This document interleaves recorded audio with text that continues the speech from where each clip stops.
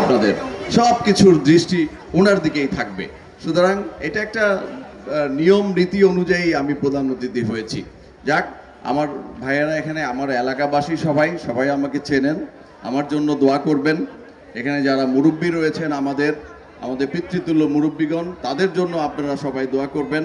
এবং আশা করছি যে হুজুর তার ওয়াজ শেষে এই এলাকার আমাদের ছোট ভাইদের জন্য, যাদের নষ্ট হয়ে যাচ্ছে সমাজ, যেদিকে যাচ্ছে মাদক কিশোর গ্যাংয়ের দিকে চলে যাচ্ছে, সেখান থেকে এই যে যুব কাফেলা, যারা বিশেষ করে নিলয়ের নেতৃত্বে এই যে যুব কাফেলার ছেলেরা যে আজকে এরকম একটি ধর্মীয় অনুষ্ঠানের আয়োজন করতে পারে, সেটা দেখে আমি সত্যি অভিভূত হয়েছি।